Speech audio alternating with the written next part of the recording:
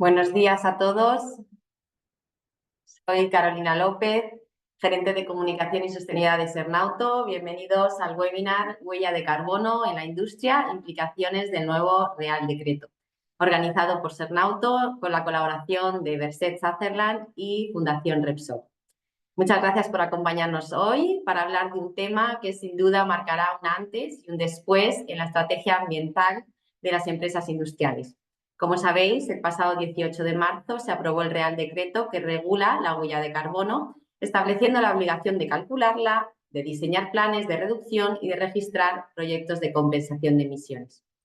Ante esta nueva normativa hemos querido generar un espacio de reflexión y análisis para entender mejor sus implicaciones legales y operativas y también especialmente en un sector como el nuestro, el de la automoción, que lleva años trabajando hacia una industria más sostenible y competitiva. Contamos hoy con un panel de expertos de primer nivel que nos ayudará a interpretar esta nueva legislación. También se compartirán buenas prácticas en descarbonización y exploraremos soluciones reales aplicables a toda la cadena de valor. Si tenéis alguna pregunta, por favor, os invito a escribirla en el apartado preguntas y respuestas que tenéis debajo de vuestras pantallas y las contestaremos al final.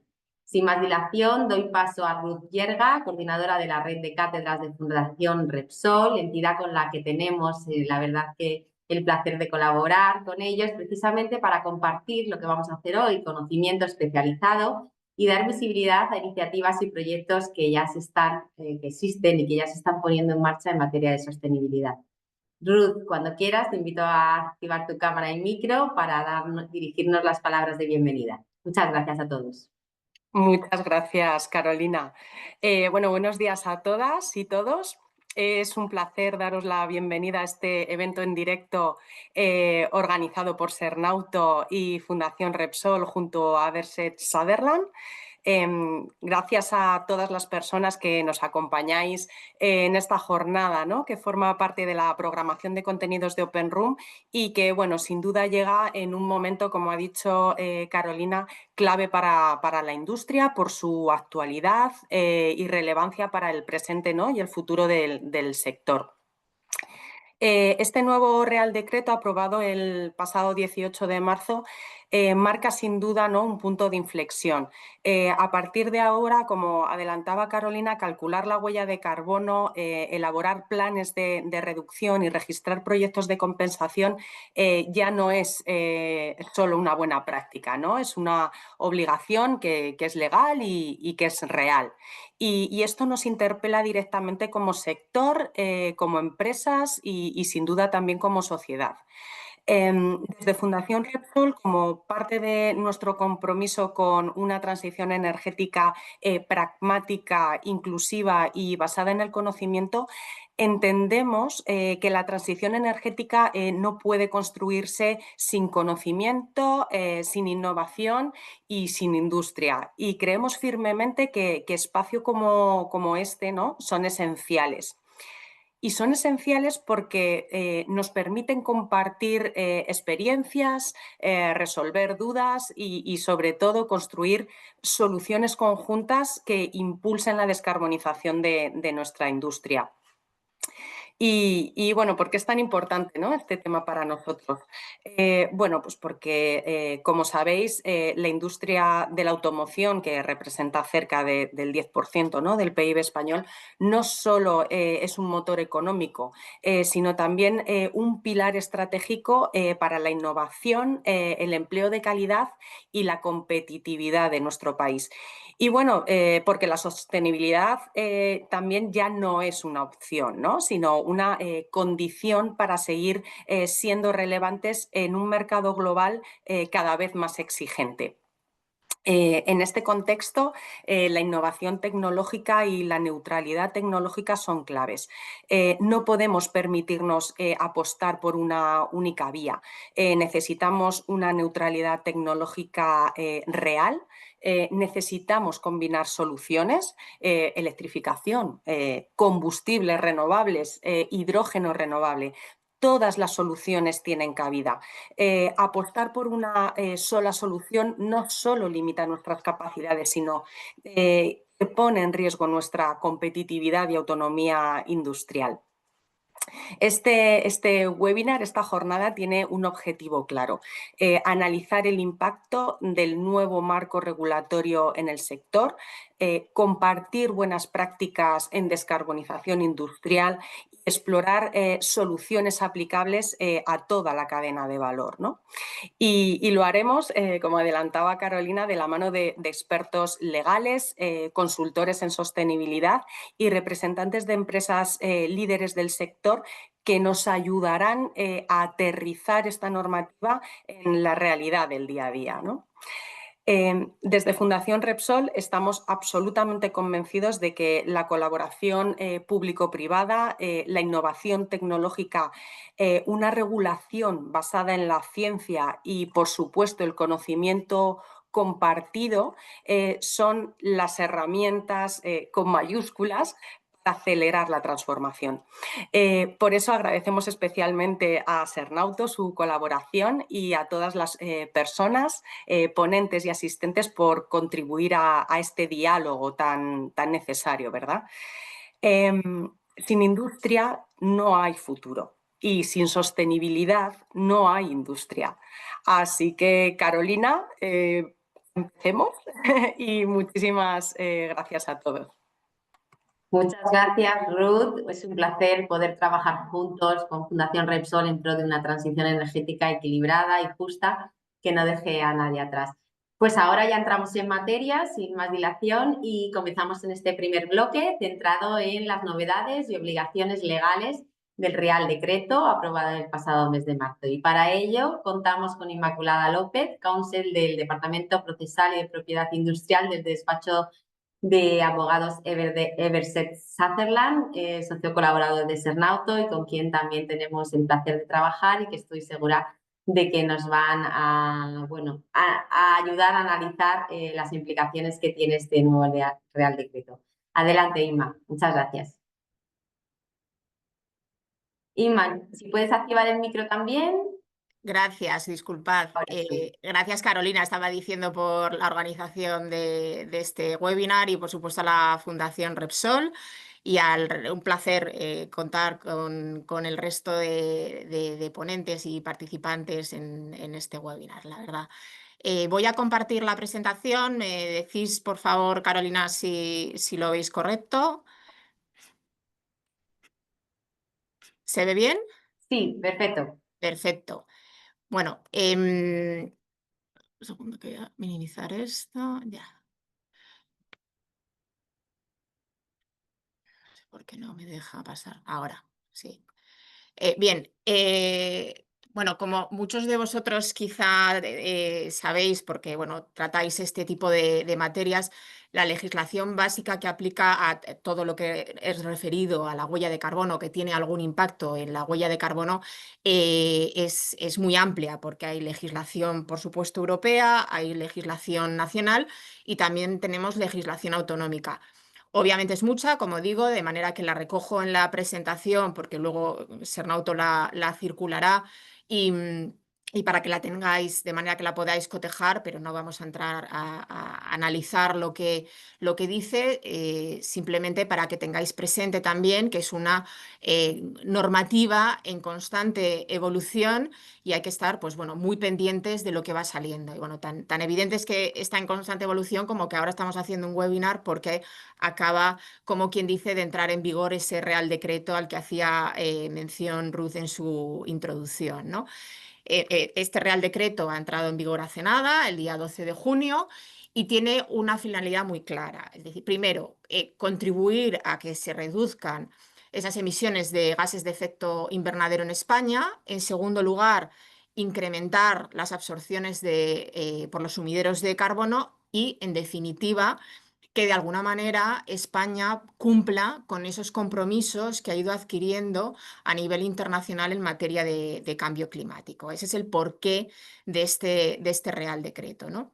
Entonces, En la ley se recogen distintas definiciones. Yo creo que las relevantes a los efectos de hoy, aunque las recojo en la presentación para que luego las podáis, en su caso, revisar, pero las relevantes para entender un poco la presentación o el webinar de hoy es saber, obviamente, qué es la huella de carbono, que es pues, esa medida que se hace de la cantidad total de los gases de efecto invernadero que se liberan, ya sea por una persona, por una empresa, por una organización, por su actividad al final, para un producto, para un evento, ¿no?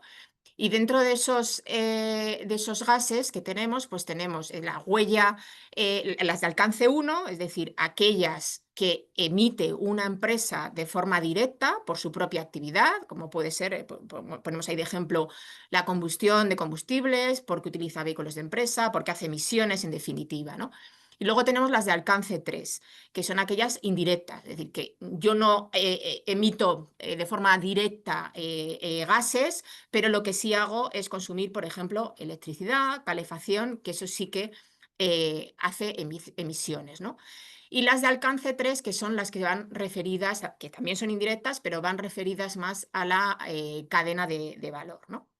Entonces, ya situados un poco en qué consisten esas emisiones, de forma, por supuesto, muy rápida, lo primero que conviene saber es qué obligaciones me impone el nuevo Real Decreto, porque es confuso su título. Habla de que crea la huella de carbono y, como sabéis, ya estaba creada, con lo cual no es cierto que cree la huella de carbono. En realidad, para mí, las obligaciones principales que establece este Real Decreto son dos, que luego cuelgan otras, ¿no? Pero las fundamentales son que las empresas, ya luego entraremos a ver qué empresas, ¿no? Pero que las empresas van a tener que calcular de forma anual la huella de carbono, incluyendo lo que hemos dicho de emisiones de alcance 1 y las de alcance 2, e incluso las de alcance 3, pero ya para el 2028, en el caso de las administraciones públicas, ¿de acuerdo?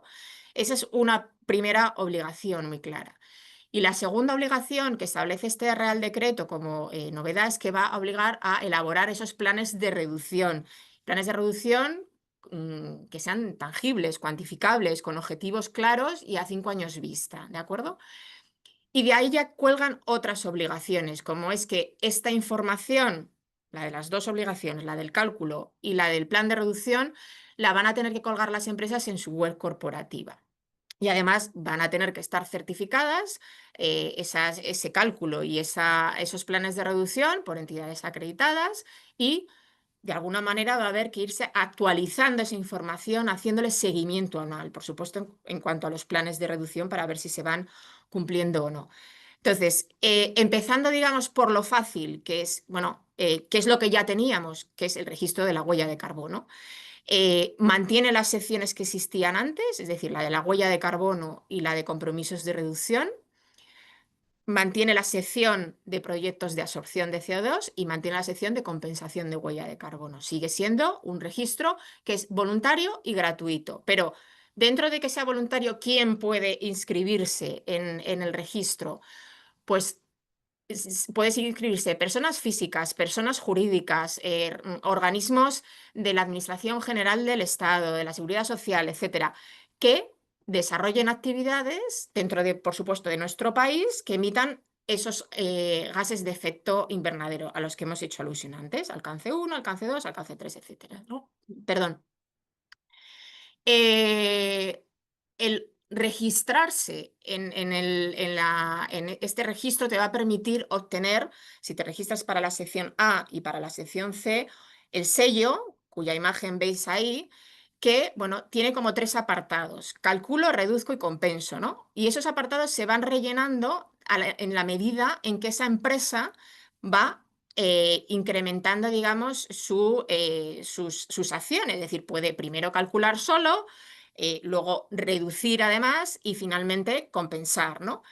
Son sellos que no caducan y que puedes utilizar bueno, pues en tus emails de empresa, en la información corporativa, pero hacen referencia a un año. Como ves ahí, yo incluyo el 2022. Es decir, que cada año se debería, si uno quiere registrarse y cumplir con estas secciones y ir cumplimentando el sello, pues deberías cada año cumplir con los requisitos correspondientes, ¿no? Entonces, la sección de la huella de carbono, inscribes esas huellas de carbono de organización y compromisos de reducción y además huellas de carbono de evento, es decir, cuando una empresa en concreto lleva a cabo pues, una acción, un evento que implique pues, a más de 1.500 personas, ¿no? La sección B, ya digo que es para las absorciones de CO2 que se hacen en territorio nacional. Los proyectos de absorción es como, os pongo un ejemplo, es como uno de ellos podría ser que se quema un bosque y se hace pues, un proyecto para reforestar ese bosque para plantar nuevos árboles. Pues eso sería un proyecto de absorción, ¿de acuerdo? Y en la sección C lo que se inscribe son las compensaciones que hace una empresa de huella de carbono. Y para eso, las empresas que se registren en la sección C deben estar registradas en la A, es decir, que indiquen la huella de carbono y sus proyectos de reducción y hacerlo respecto a proyectos que están registrados en la sección B. ¿De acuerdo? Esta inscripción, como os he dicho antes, es voluntaria. El alta se hace directamente con los formularios que tiene el Ministerio en su web. Yo os animaría a que os metáis en la página web del Ministerio porque hay incluso un vídeo que dura 1 minuto muy ilustrativo de cómo funciona el registro y es muy útil. Pero bueno, en el Ministerio al final, si se necesita, pues se da un plazo para subsanar falta de información, de documentación para poder conseguir el alta. Y la baja, pues bueno, al final el que desee dejar de estar registrado en el registro, pues puede solicitar la baja. Entonces, respecto a las obligaciones en sí, ¿quiénes van a estar obligados a ese cálculo de huella de carbono que hemos dicho al principio? Pues siguen estando las empresas que están obligadas a incluir información de carácter no financiero. Y, por supuesto, las administraciones del Estado. Con un cálculo, que incluso hay calculadora en la página web del Ministerio, con una determinada fórmula para poder obtener el resultado de cuál es la huella de carbono de mi empresa, ¿no? Y como digo, dentro de los planes de reducción que también están obligadas estas empresas, pues el contenido va a ser, oye, ¿qué emisiones tengo yo de gases de efecto invernadero como resultado de mis actividades respecto a mis productos, a mis servicios, etcétera? ¿Qué medidas adopto para reducir esas emisiones, las metas que yo tenga de reducción a medio y largo plazo y, por supuesto, qué medios implemento para conseguirlas? Es decir, no se trata de tener ideales, sino de aterrizarlos y ver cómo los vamos a poder llevar a cabo. Entonces, en cuanto a los sujetos afectados, van a ser las sociedades que formulen cuentas consolidadas y luego sociedades de capital que tengan más de 500 empleados y que sean consideradas de interés público o gran empresa. Y además, las empresas que durante 2 ejercicios consecutivos cumplan con 2 de los 3 requisitos que aparecen ahí. Es decir, que el total del activo supere los 20 millones, que su cifra de negocio sea superior a 40 millones y que la plantilla sea de media superior a los 250 empleados. Como digo, estas empresas van a estar obligadas a ese cálculo, a los planes de reducción, no al registro que, como decimos, es voluntario. Así que eso es un repaso rapidísimo respecto al Real Decreto y ahora ya doy paso a los siguientes para la parte más práctica. Muchísimas gracias. Muchas gracias, Inma, por esta exposición tan clara y completa de los aspectos legales que tenemos que tener en cuenta. La verdad es que te has medido ahí con el tiempo y la verdad es que has sido muy al grano y creo que lo has hecho muy aterrizado a lo que hay que tener en cuenta, ¿no? Cuando ves el Real Decreto. Así que muchas gracias. A continuación abordaremos la descarbonización desde la perspectiva práctica, especialmente aplicada a los proveedores del sector de automoción, y para ello nos acompaña Paloma de la Puente, socia de Conese, que es la consultora de sostenibilidad que nos da apoyo en Sernauto, en nuestra comisión de negocio responsable, en donde se enmarca también esta iniciativa. Paloma compartirá cómo la descarbonización puede convertirse en una palanca de competitividad para nuestra industria. Paloma, cuando quieras, puedes activar el micro y la pantalla y te damos paso. Vale, pues muchas gracias, Carolina. Muchas gracias a Sernauto, Everset y Fundación Repsol por organizar también este webinar tan necesario, ¿no? Para entender cómo estamos abordando pues este reto de la descarbonización en el sector. Creo que la exposición de Inma pues, viene muy bien para aterrizar ahora mismo cómo el Real Decreto de huella de carbono va a ir implicando a cada vez más empresas en la medición de este indicador. Sin embargo, no siempre tenemos claro el por qué realmente es importante medir el indicador de la huella de carbono en nuestra industria y también otros sectores relacionados con la industria de componentes, ¿no? Y la relación básicamente viene porque es el principal indicador para medir los efectos del cambio climático, ¿vale? La huella de carbono es ese indicador que nos va a permitir medir cómo prepararnos para los efectos del cambio climático que lleva sucediendo desde que existe el planeta Tierra, lo único que con la acción humana, con la actividad industrial, pues estos efectos del cambio climático se han incrementado en los últimos 2 siglos, ¿vale? Esta medición y gestión de la huella de carbono nos va a permitir identificar los riesgos y oportunidades que desde nuestro negocio tenemos que tener controlados y gestionados para avanzar en esa hoja de ruta de descarbonización, esa hoja de ruta o plan de reducción que llama el Real Decreto en España y que mencionaba anteriormente Inmaculada. Y esa descarbonización, esa reducción de las emisiones nos va a permitir prepararnos mediante acciones de vamos a mitigar, es decir, a reducir y vamos a adaptar nuestras cadenas de suministro, nuestros productos, nuestros servicios para los posibles efectos que puedan venir de parte del cambio climático. Este año acabó el año 2024 y empezó el año 2025 de una manera muy convulsa y poniendo muy en tela de juicio pues, todas las iniciativas desde la Unión Europea en torno a la sostenibilidad, ¿no? Y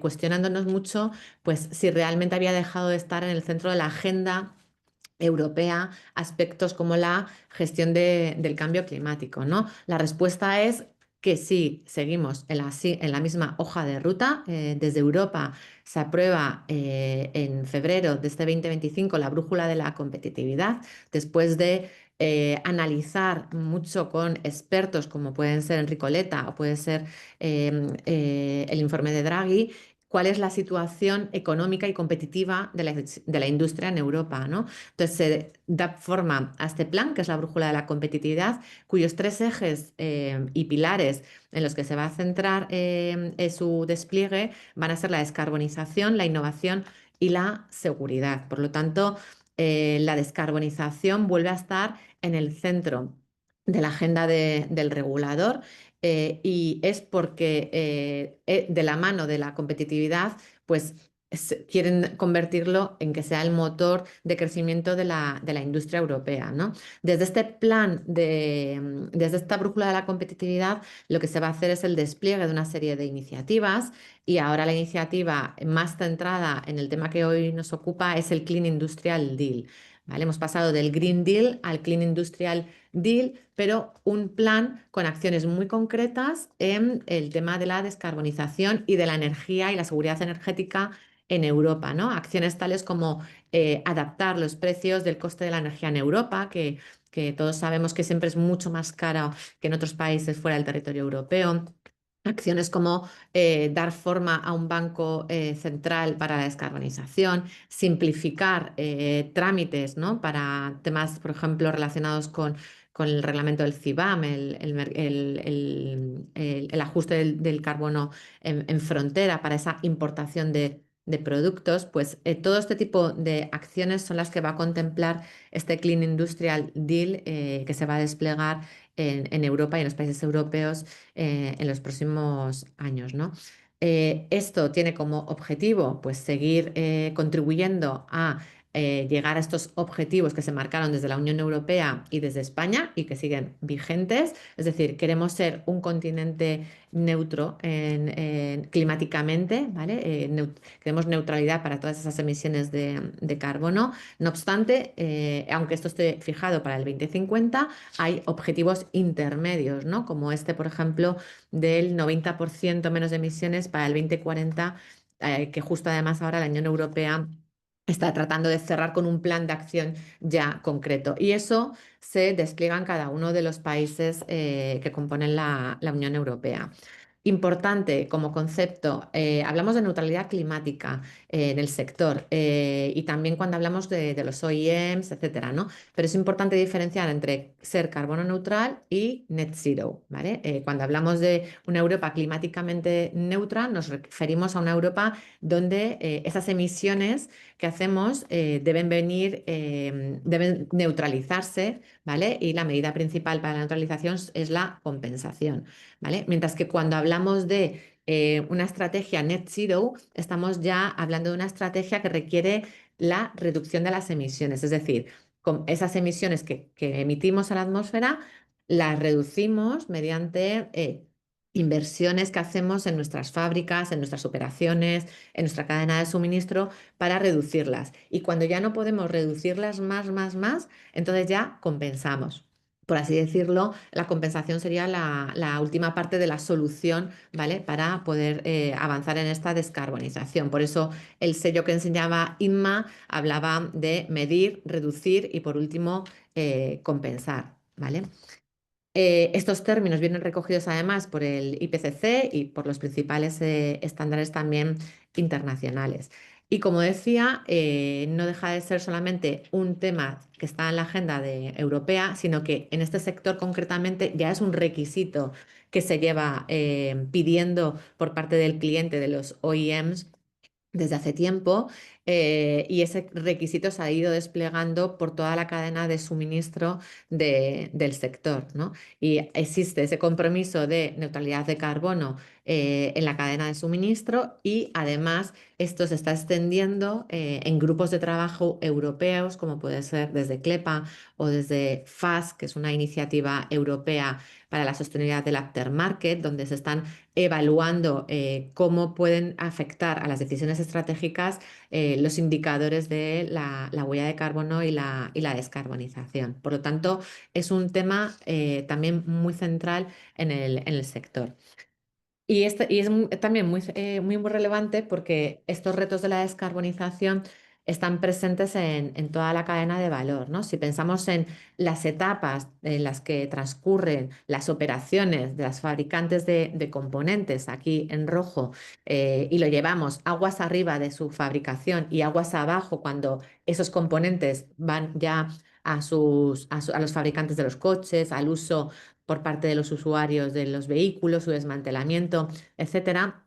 Los retos de la descarbonización están realmente implícitos en cada una de estas etapas. Desde que diseñamos el producto, diseñamos un componente para hacer un vehículo en cuyo ciclo de vida, el ciclo de uso, sea mucho más eficiente y sea menos y que emita menos emisiones a la atmósfera. Y eso implica un diseño de producto desde el primer momento de un componente más ligero, con unos materiales que vengan también de una extracción de materia prima mucho más eficiente, etcétera. Esa transformación de los recursos o la fabricación del propio componente, teniendo en cuenta que Sernauto, las empresas de Sernauto tienen presencia, sus plantas, tienen más de 500 plantas en el mundo, ¿no? Pues imaginaros también la dimensión que puede alcanzar la energía que se utiliza en estas plantas, ¿no? Y el potencial que hay ahí también de trabajar en descarbonizar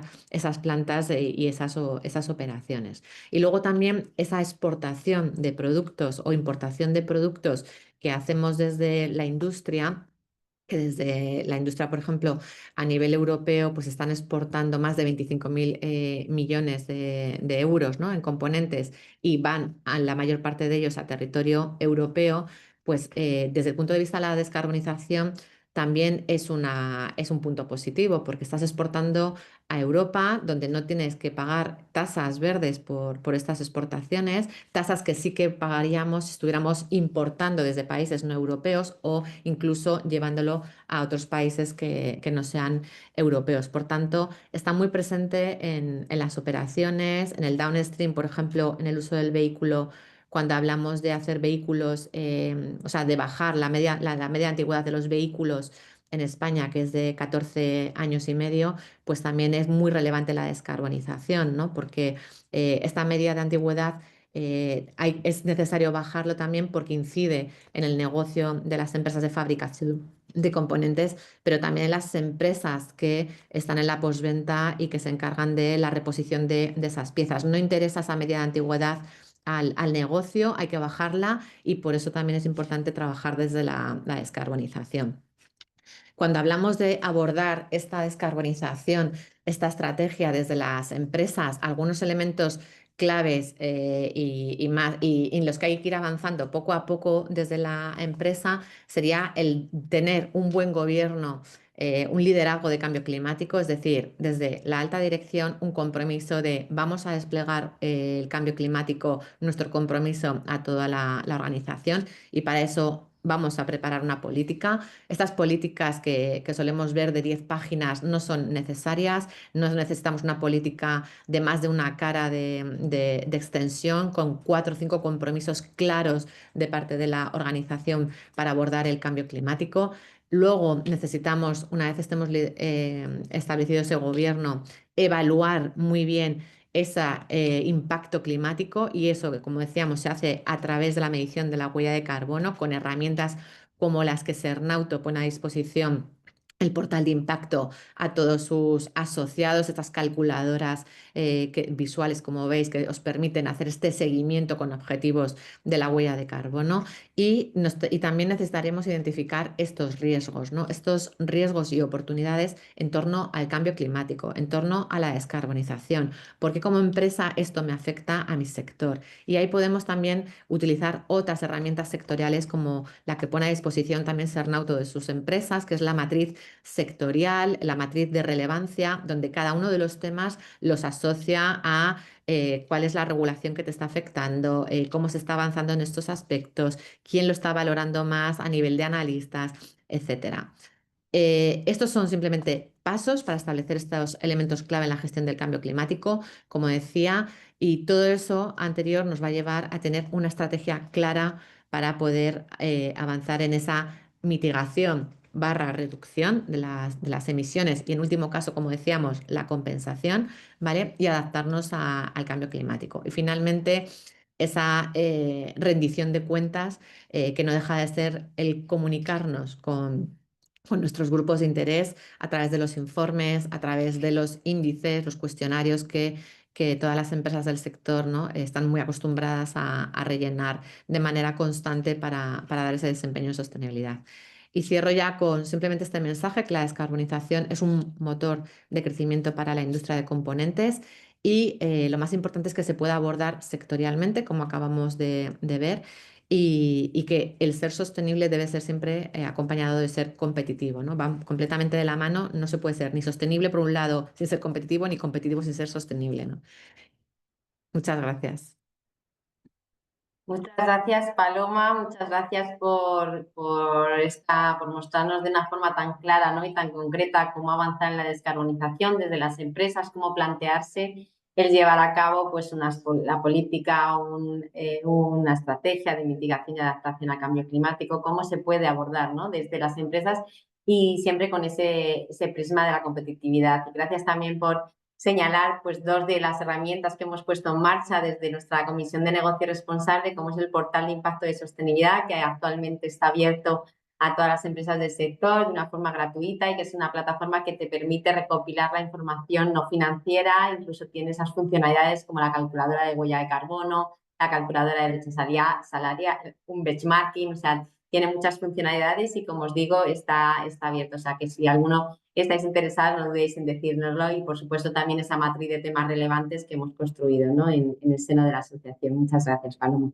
Pues nada, ahora damos paso seguimos avanzando en este webinar y ahora lo que hemos querido, en relación con lo que ha comentado Paloma, lo que hemos querido organizar es una mesa redonda para hablar de lo que están haciendo las empresas, para que sirva de orientación e inspiración a los que estáis conectados para saber lo que se está haciendo ya en descarbonización industrial y desde diferentes perspectivas, ver también retos, aprendizajes que en ese camino, ¿no? se han encontrado algunas de las empresas. Para ello, contamos con un panel de profesionales con experiencia directa en esta transición, como es Adrián Eceolaza, que es responsable de ESG de Gestam, Chemida Vera, que es responsable de SG de Tecnia, y Ángela Esteban, responsable de Transición Energética y Cambio Climático en Repsol. Muchas gracias a los tres, os invito a poneros también la cámara y los micros y muchas gracias a los tres por participar en esta mesa y estar hoy con nosotros. La verdad es que para nosotros es un placer contar con empresas de este nivel, con esta implicación y este desarrollo en materia de sostenibilidad y para mí es un gusto y un orgullo, ¿no? Poder estar aquí moderando esta mesa. Pues si os parece, vamos a empezar os voy a lanzar una serie de preguntas para que compartáis con nosotros. Empezamos, si te parece, Chemida, por ti, hablando pues de Tecnia, ¿no? Como muchas de las empresas familiares que nos acompañan hoy en este webinar han experimentado un importante crecimiento, la verdad, en los últimos años. Y nos gustaría saber cuándo decidisteis poner en marcha una estrategia de descarbonización, cuáles fueron los principales motivos y cómo lo estáis gestionando, cómo estáis gestionando esa implementación, ¿no? de la estrategia, sobre todo también teniendo en cuenta lo que decía Paloma, que sois empresas que estáis presentes en multitud de países y que en cada uno de ellos pues este tema es más o menos importante y relevante. Muchas gracias, Chemida. Gracias a ti, Carolina, y gracias por la oportunidad de estar presentes aquí en este webinar. Sí, efectivamente, Tecnia es una compañía multinacional, familiar, de origen español, muy orgullosos de serlos, y estamos especializados en la fabricación de componentes metálicos y plásticos para soluciones de movilidad. Y es cierto que hemos experimentado un crecimiento muy importante en los últimos años y este proceso de transformación nos ha llevado a operar actualmente en 13 países diferentes y en 23 plantas productivas, ¿no? Con un equipo de más de 3.500 personas. Dado este crecimiento y todo el contexto internacional, para nosotros la decisión de impulsar una estrategia de sostenibilidad, incluyendo la estrategia de descarbonización, fue de alguna manera natural, ¿no? Y bueno, es cierto que tuvimos diferentes palancas. Si bien es cierto que quiero acotar que Tecnia tiene por naturaleza una proyección en materia de sostenibilidad, sobre todo en temas medioambientales, de hace muchísimos años. Tecnia reporta un informe de energía vamos, por lo menos más de 10 años y ya era como una base fundamental bastante importante para desarrollar esa estrategia de descarbonización, ¿vale? Sin embargo, tuvimos diferentes palancas eh, por esta transformación y este impulso de toda la industria, ¿no? Por una parte, pues eso, el crecimiento y la transformación de Tecnia, el estar también en un sector y en un contexto internacional muchísima presión y bajo un contexto en el que de una u otra manera se nos pedía eh, esa transformación industrial hacia la sostenibilidad, cumplir con el Acuerdo de París, trabajar en nuestra transformación y en nuestro cumplimiento de los Objetivos de Desarrollo Sostenible, establecer cuáles son esos ODS relevantes para nosotros, establecer metas, etcétera, ¿no? Entonces, ahí en ese sentido fue bastante natural. Luego también teníamos otra palanca importante y es el marco regulatorio, ¿no? Y no nos podemos olvidar de que este Real Decreto viene o cuelga de una ley de cambio climático y transición energética de 2021, que luego se quedó ahí un poco en el aire, pero que nos iba dando pistas de qué es lo que se venía. Y luego también incluso antes, la Ley 11-2018 de Información no financiera y diversidad, que ya sentaba las bases para, medir nuestras emisiones de gases de efecto invernadero, establecer medidas para prevenir, reducir y compensar las emisiones, trabajar de una u otra manera en lo que es nuestra gestión del cambio climático, ¿no? Y también nos vino la guinda del pastel, el primer acto delegado en 2022 de la CSRD, ¿no? De la famosa CSRD, donde ya nos exigía establecer metas específicas, incluso trabajar en nuestros riesgos y oportunidades de cambio climático. Entonces, eso de una u otra manera nos fue dando pistas de que teníamos que trabajar en ello y establecer una estrategia de descarbonización. También, y lo vuelvo a comentar porque es muy importante, la transformación de la industria y es muy importante porque los clientes, de manera natural o no, nos empezaron a exigir ciertas cuestiones más en materia de gestión del cambio climático, ¿no? Y ellos, estando exigidos, ese Tier 1 y grandes OEMs, estando exigidos de una u otra manera en trabajar en gestión del cambio climático, tenían que trabajar en ese efecto cascada que nos afectaba indirectamente en estas regulaciones, ¿no? Y lo comentaba Paloma antes y lo hemos comentado en diversas ocasiones, para ser competitivos y mantenernos en el mercado teníamos que trabajar, ¿no? En una estrategia de descarbonización clara y fomentar esa transformación hacia una industria sostenible, así que bueno, fue de manera natural. La implementación compleja, muy compleja, porque estamos en 13 países diferentes, pero bueno, estamos terminando lo que es la ejecución del primer plan de sostenibilidad con marco temporal 2023-2025 y ahora estamos, que bueno, lo comentaré más adelante quizás, estamos trabajando en lo que es ese detalle de la estrategia de descarbonización y ampliarla a nuestro alcance 3, que aunque no está, no está exigido al 100% en este Real Decreto, es clave, ¿no? Y yo creo que este es uno de los puntos más importantes a resaltar. Sin medir ese alcance 3 de toda la cadena de valor, es imposible la descarbonización de la industria, ¿no? Y de toda la cadena y de establecer objetivos y medidas concretas. Así que en ello estamos trabajando ahora.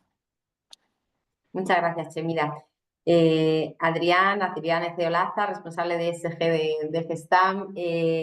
¿Podrías contarnos brevemente en qué consiste la estrategia de descarbonización que habéis desarrollado en Gestam y qué aprendizajes clave podías compartir con nosotros en el proceso de llevarla a la práctica?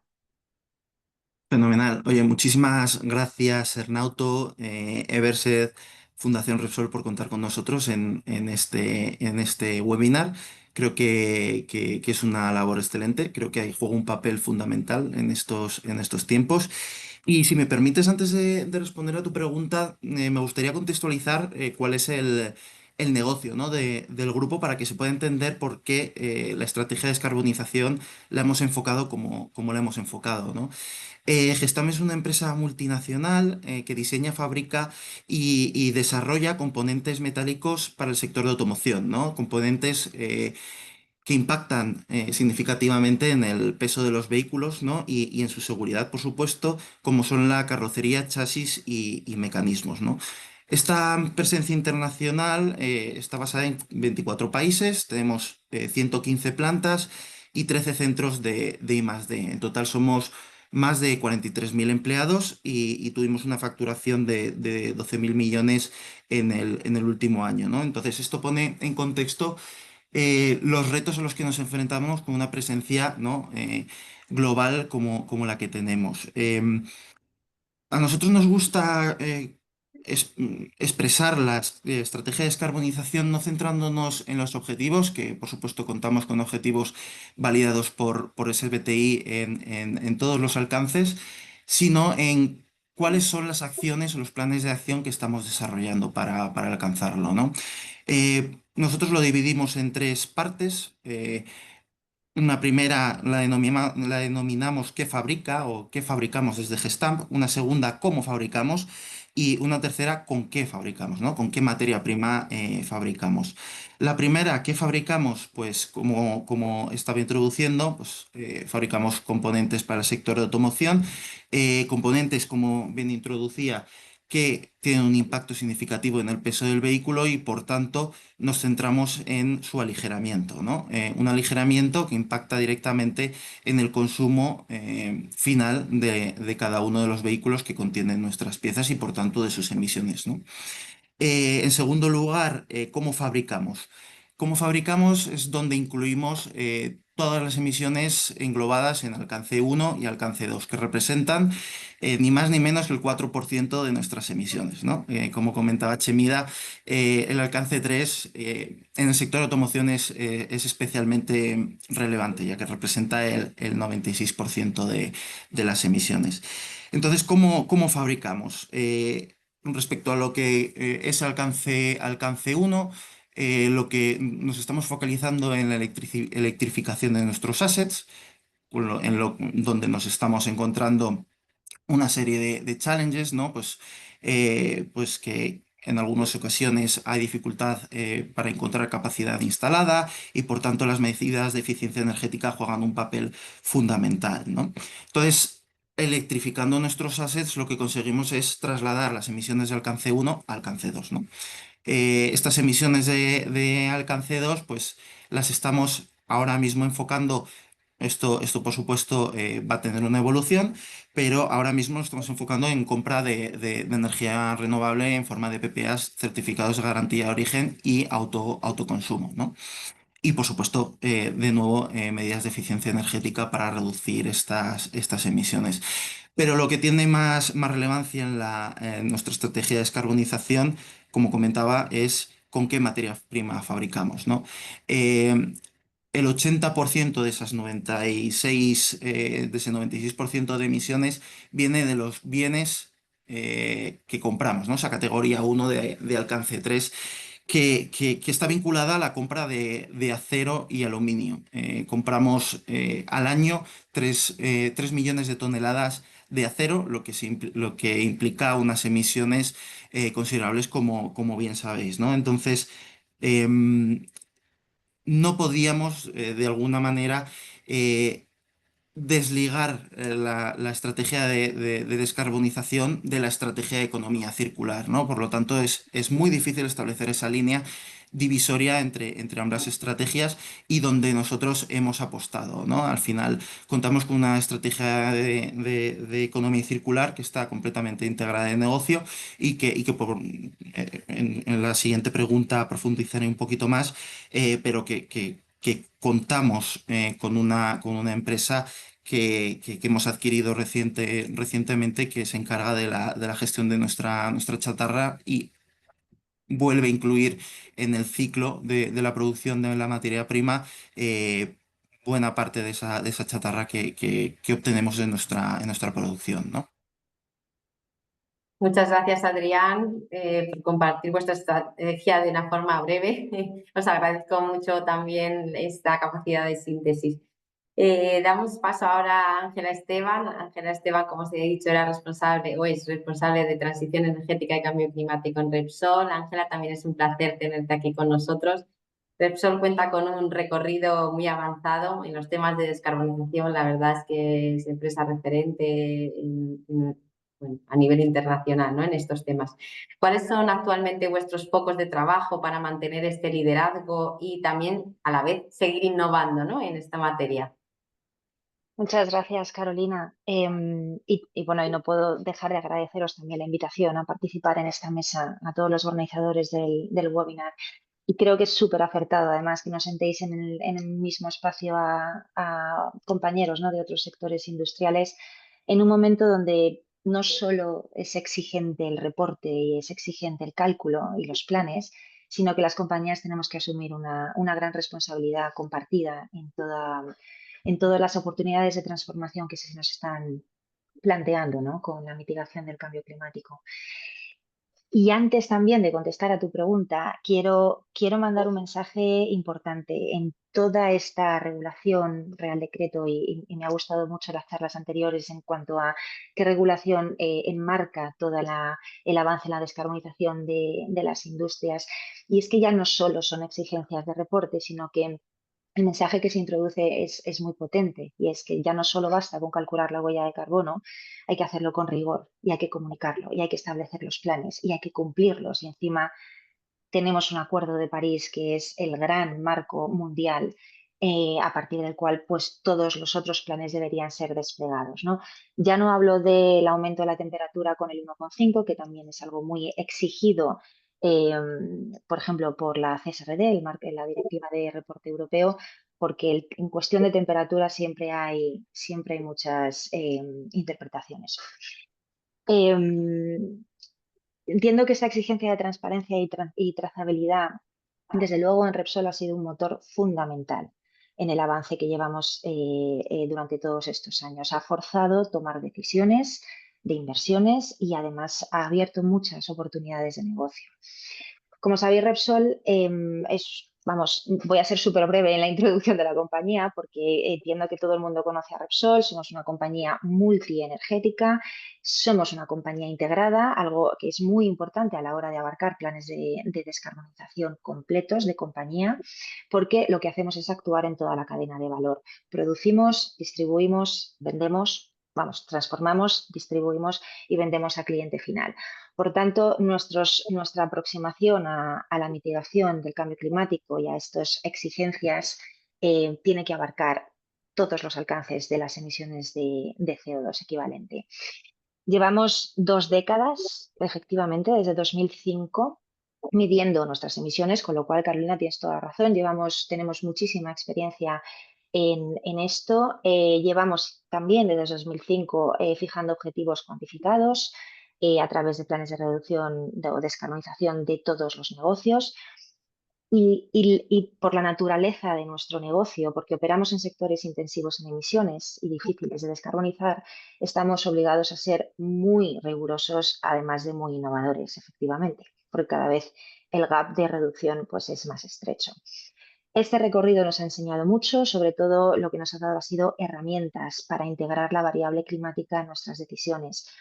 Repsol ya integra las decisiones climáticas dentro del plan estratégico de la compañía e incluso se ha sometido a voto consultivo en varias ocasiones a nuestra estrategia de descarbonización a la Junta General de Accionistas, con lo cual el nivel de implicación de la descarbonización está muy, muy arriba de la compañía. Algo muy importante de la descarbonización industrial vista desde nuestro punto de vista es que ya no solo actuamos sobre procesos propios, en equipos, en instalaciones, actuando pues, sobre todo en acciones de eficiencia energética, sino que nuestro approach, nuestro alcance incluye, como decía antes mi compañero, las emisiones del alcance 3. Nuestras emisiones del alcance 3, ¿qué es? Pues los productos que vendemos. ¿Y qué productos vendemos? En su mayoría, producto fósil. Con lo cual, nuestras emisiones de alcance 3 integradas dentro de una estrategia de descarbonización pues es un reto muy importante, lo cual nos hace enfrentarnos a una transformación del sistema energético en su conjunto. Esto es un reto global, europeo, nacional y no solo de compañía, con lo cual esto requiere un esfuerzo no solo individual como compañía. Datos, me gusta siempre dar algún dato para establecer la importancia de todo esto y es que hoy el 70% de las emisiones que se emiten en el mundo provienen del uso de la energía. De esas emisiones, y como estamos en un sector, en este webinar hablando sobre todo del sector de la automoción, el transporte representa el 35%. Es uno de los sectores que más pesan dentro de la tarta global de emisiones, seguido por la generación eléctrica. ¿Qué significa esto? Que cuando hablamos de descarbonización industrial en Repsol, la descarbonización del transporte evidentemente está muy presente y es muy prioritaria en nuestra estrategia. Con lo cual, resumiendo, ¿cómo podríamos establecer, y ya muy concreto a la pregunta que me has hecho, Carolina, cómo podríamos afrontar esa transición energética? Tenemos tres bloques muy, muy grandes, pero muy importantes. Es la medición rigurosa y transparente. Para reducir emisiones, primero hay que medir. Eso es evidente. Y nuestra prioridad sigue siendo contar con un inventario de emisiones preciso y verificado. A pesar de todos los años de maduración que tenemos en este tema, todos los años aprendemos, todos los años aplicamos nuevas fuentes de emisión. Estamos muy en contacto con todos nuestros activos que están repartidos por el mundo. Internamente disponemos de una herramienta que recoge esos datos bottom-up, es decir, a partir de todos los activos industriales se va generando el dato, se consolida a nivel corporativo y esta información pasa por una serie de validaciones y de verificaciones externas, no solo la gran CSRD, que ha traccionado mucha verificación, sino la ISO 1464. Esto nos permite tomar mejor las decisiones y cumplir sobre todo con nuestros planes y nuestras ambiciones de reducción. Segundo gran bloque, la reducción de las emisiones propias, Scope 1 y 2.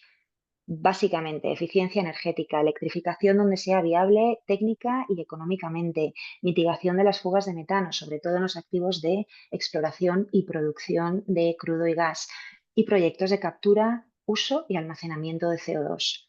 Ya se han iniciado en España, por poner unos ejemplos, proyectos de electrolizadores para producir hidrógeno verde vinculados a nuestros complejos industriales, que también es una palanca de reducción de emisiones porque dejas de producir hidrógeno a través de gas natural.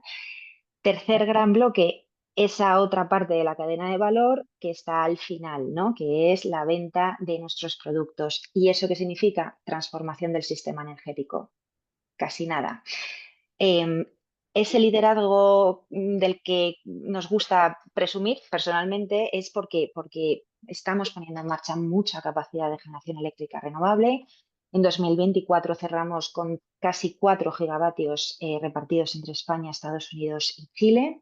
Estamos poniendo en marcha también mucha capacidad de combustibles renovables foco y columna vertebral también del sector del transporte, una solución que está aquí, que se puede hacer, que es rentable.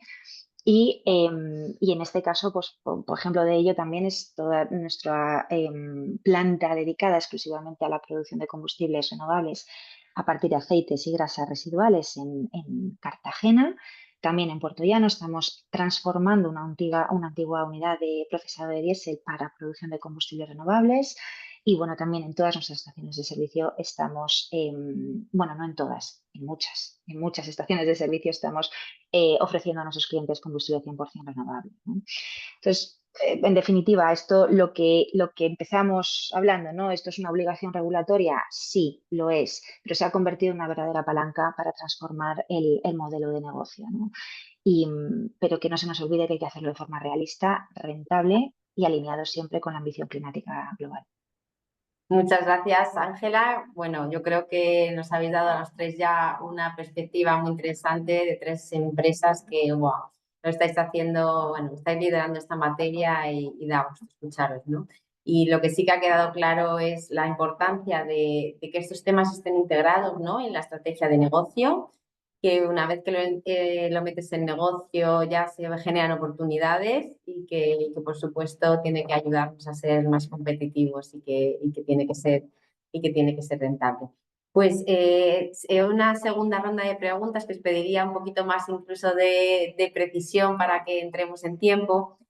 Chemira, en vuestro caso, bueno, el nuevo Real Decreto, como hemos hablado, introduce la obligación de fijar objetivos de reducción, que ya lo hemos comentado. Entonces, ¿cómo habéis vosotros establecido o definido esos objetivos en Tecnia y qué criterios, metodologías o referencia habéis usado para ello? Vale. Bueno, en Tecnia definimos objetivos climáticos en base a criterios técnicos y regulatorios, pero también estratégicos. Tenían que estar alineados con nuestro modelo de negocio y con lo que somos capaces de hacer o éramos capaces de hacer en ese momento, ¿no? De hecho, ahora mismo los estamos revisando porque el contexto ha cambiado y seguimos creciendo.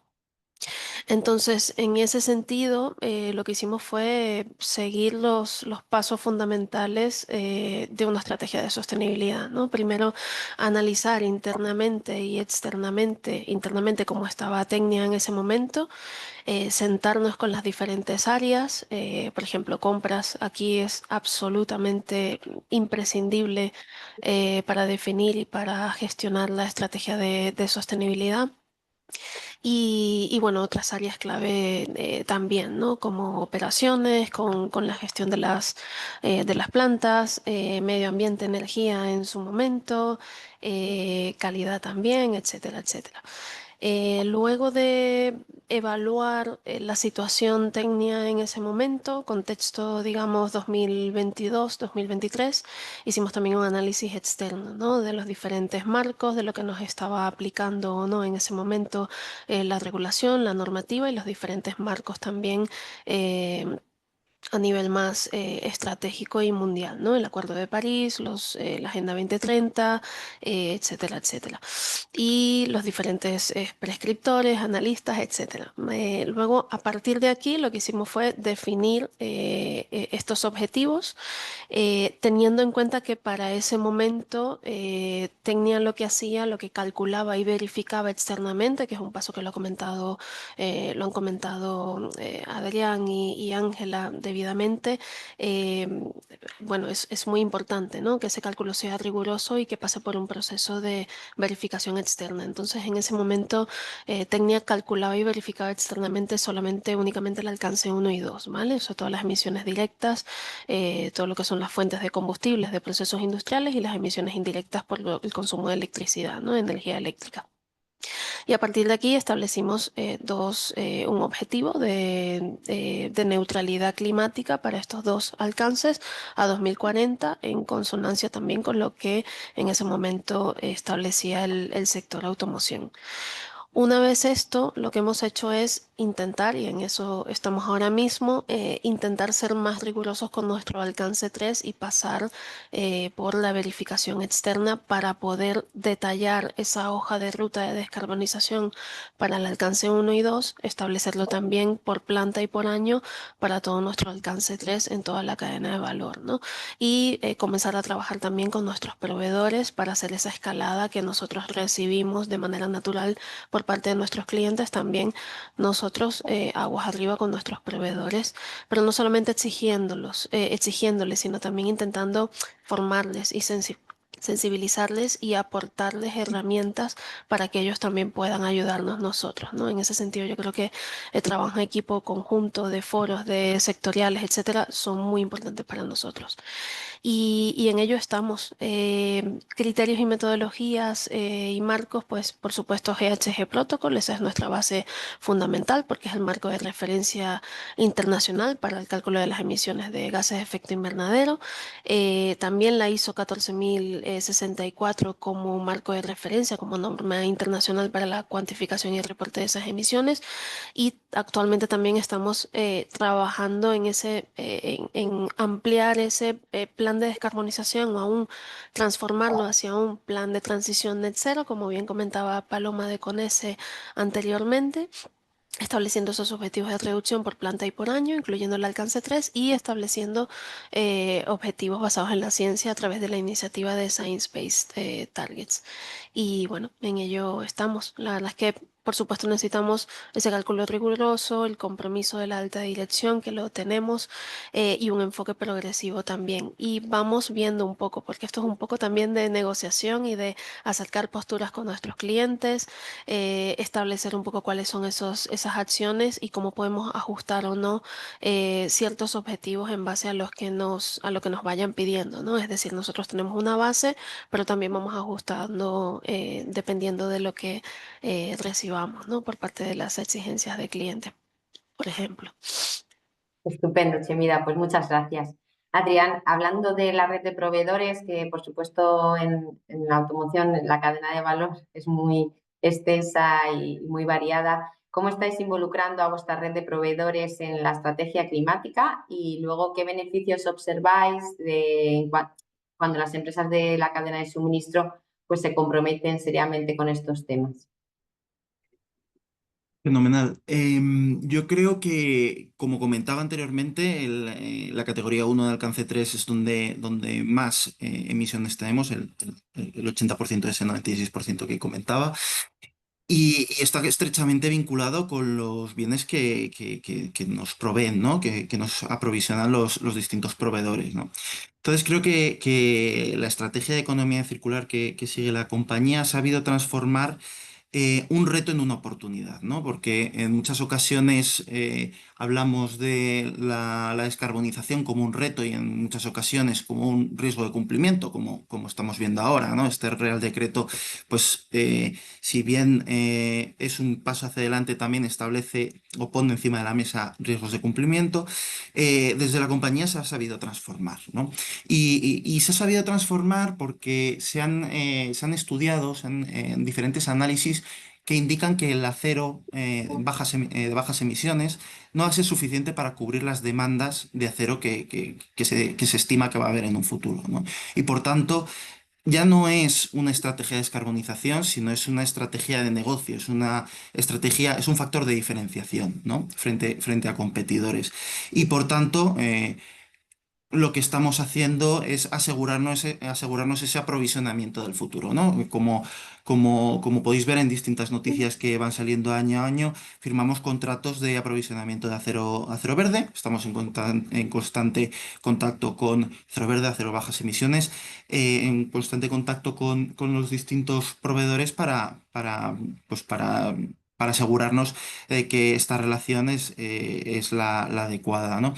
Y luego, como comentaba introducida anteriormente, la chatarra juega un papel fundamental en todo lo que es ese acero verde del futuro, ¿no? Acero de bajas emisiones del futuro.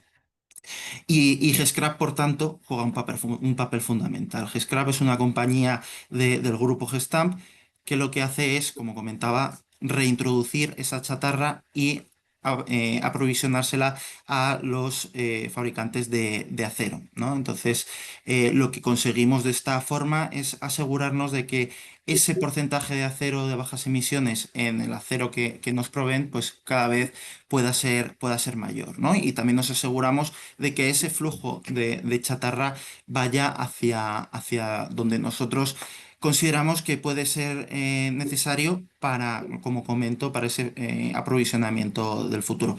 Por tanto, contamos con 20.000, con en torno a 20.000 proveedores con facturación, lo cual es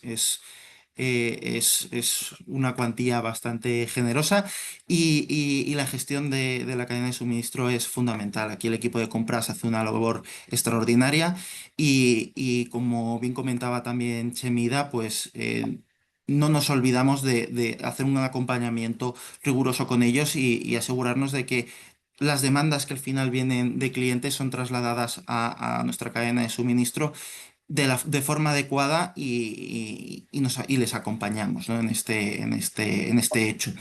Y por último, contamos con un procedimiento de homologación a proveedores que incluye específicamente aspectos de sostenibilidad y aspectos de cambio climático que evalúan el riesgo de contratar a eh, un proveedor de cualquier bien o servicio y evalúa su riesgo y se toma en consideración en la decisión de compra final, ¿no? Entonces, bueno, es una relación estrecha la que mantenemos con los proveedores y son un pilar clave en nuestra gestión, ya no solo de cambio climático, sino de sostenibilidad, ¿no?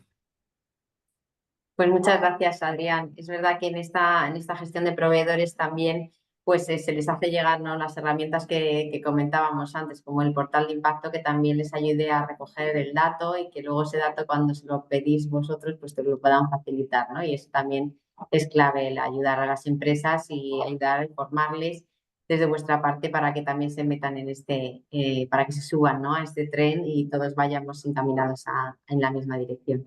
Y por terminar, Ángela, desde vuestra experiencia, ¿qué soluciones consideráis más eficaces para avanzar en la descarbonización del sector y para una empresa que esté comenzando, ¿no?, que seguramente que tenemos muchas conectadas? ¿Qué primeros pasos o estrategias claves recomendarías? Bueno, soy consciente del tiempo, así que voy a ser súper breve porque muchos de los mensajes que he lanzado en la otra pregunta se solapan con esta. Entonces, en la primera parte de tu pregunta, ¿qué soluciones consideramos más eficaces? Yo diría que es un conjunto de, o sea, esto no podemos afirmar y después de todos nuestros años recorridos no podemos afirmar que hay una única solución. Este sector se descarbonizará con una combinación de tecnologías y una visión muy a largo plazo, ¿no? Y eso es lo que hace y lo que nos obliga es a llevar a una planificación muy rigurosa de la entrada de las tecnologías, del coste de esas tecnologías, del coste del abatimiento de ese CO2 y eso, bueno, pues es un esfuerzo de todo un conjunto. Lo decía antes, eficiencia energética suele ser el primer paso, ¿no? Suelen ser las acciones, digamos, más rentables, optimización de las redes de vapor, aprovechamiento de calor de corrientes de alta temperatura, minimizar el envío de gas a quema en antorcha. Entonces, todas, sobre todo en los activos de E&P. Electrificación de procesos, uso de electricidad renovable a través de PPAs o por autoconsumo, uso de hidrógeno renovable en nuestros procesos, captura de CO2 y almacenamiento de ese CO2. Todo ese conjunto de tecnologías nos harán reducir nuestras emisiones operativas Scope 1 y 2, ¿no? El 2 hablando de indirectas en la compra de electricidad. El mayor reto, como decía antes, alcance 3. Sin duda, el 85% de las emisiones totales de Repsol son de alcance 3. Y dentro de ese alcance 3 es la venta de nuestros productos.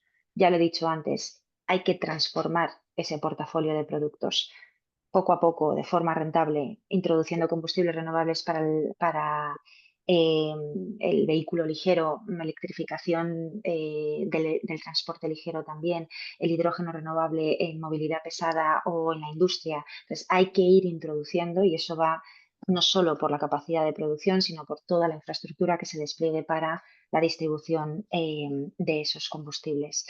Para una empresa que está empezando, le diría suerte, suerte, paciencia, no desistáis, pero como primeros pasos diría medir con rigor. Esto no es un puro trámite, esto es estratégico. Hay que entender muy bien el perímetro de la actividad y distinguir las emisiones entre alcance 1, 2 y 3. Y sin un buen inventario es imposible trazar una hoja de ruta creíble. Segundo paso, identificar qué palancas van a poder ayudarte a esa reducción. Palancas inmediatas, en primer paso, ¿no? Muchas veces hay mejoras energéticas y operativas que pues, se pueden implementar con mucha rapidez y tienen un buen retorno económico. Y luego ya mira a largo plazo. Hay que fijar objetivos realistas. El Real Decreto y el ACSRD nos obliga cada 5 años. 5 años es un buen plazo, pero no se nos olvide el largo plazo. El largo plazo va a definir el presente. Y decir también que, bueno, que sí, que descarbonizar tiene muchos riesgos, pero también abre nuevas oportunidades y yo creo que eso es lo principal que hay que tener en mente cuando entras en este gran mundo de la descarbonización y de la mitigación del cambio climático. Y ya lo dejo ahí.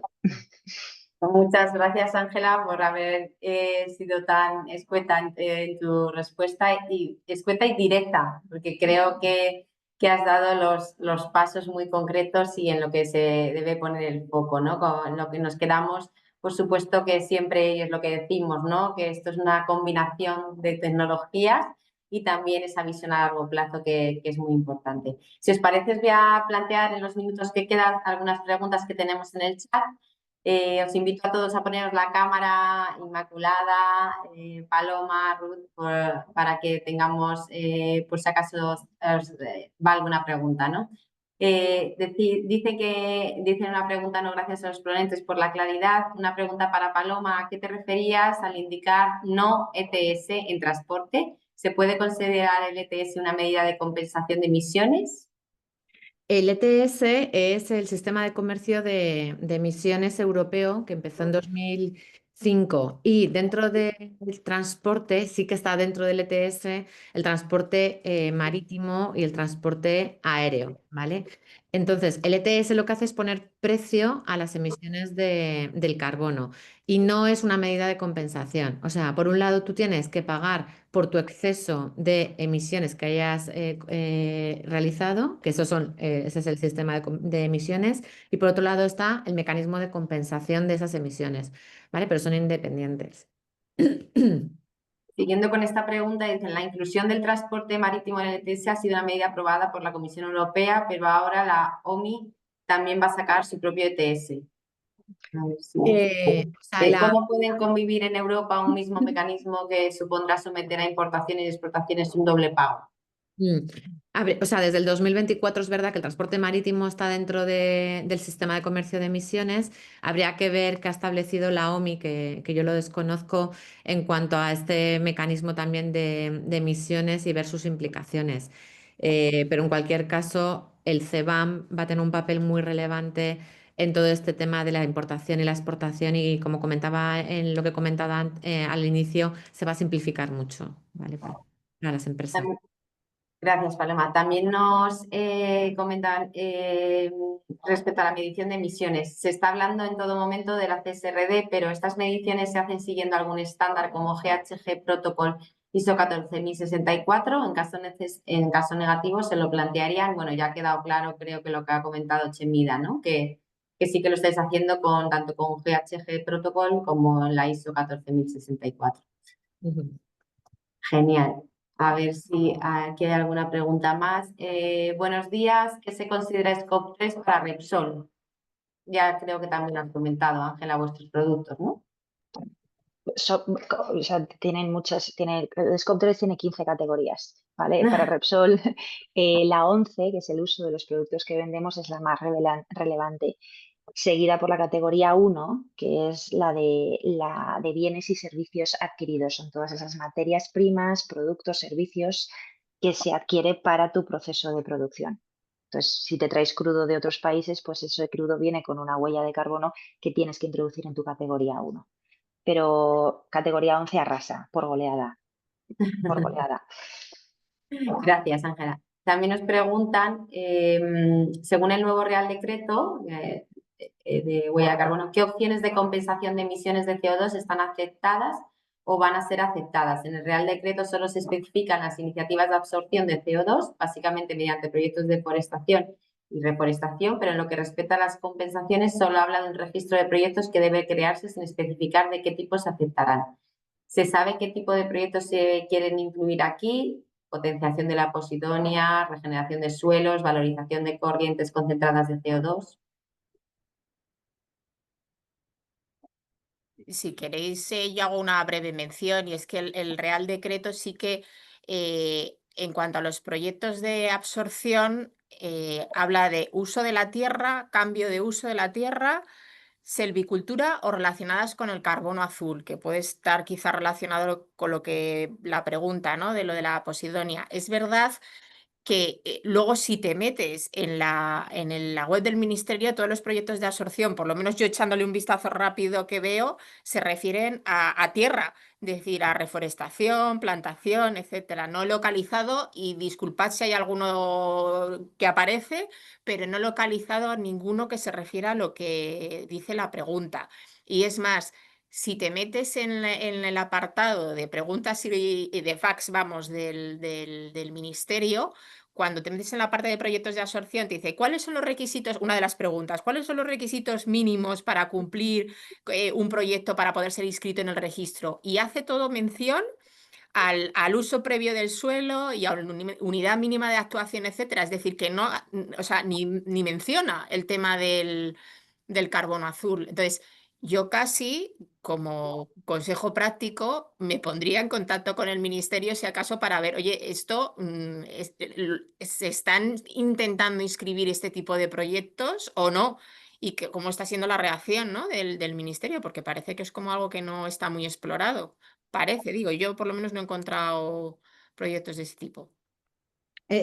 O sea, es así lo que dice Inmaculada. A mí me consta que desde el Ministerio se están avanzando ya en la evaluación de otro tipo de proyectos, pero a día de hoy los que tienen en su registro están todos relacionados con la reforestación y la compensación a través de la plantación de árboles. Es verdad que hay otras iniciativas que te llevan a este tipo de proyectos que comentaba el compañero a través del chat, pero que no están respaldados por el sello del Ministerio todavía.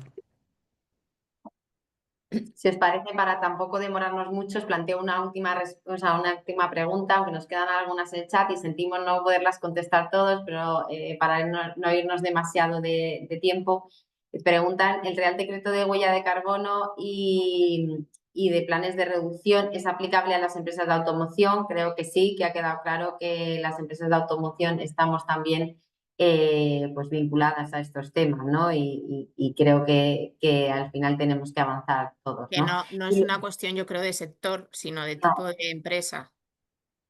Exacto. Y también nos preguntaban, ¿no? Si la empresa tiene sede en España y otras en otros Estados miembros, ¿de qué tengo que calcular la huella de carbono y el plan? ¿De la sede española o también del resto?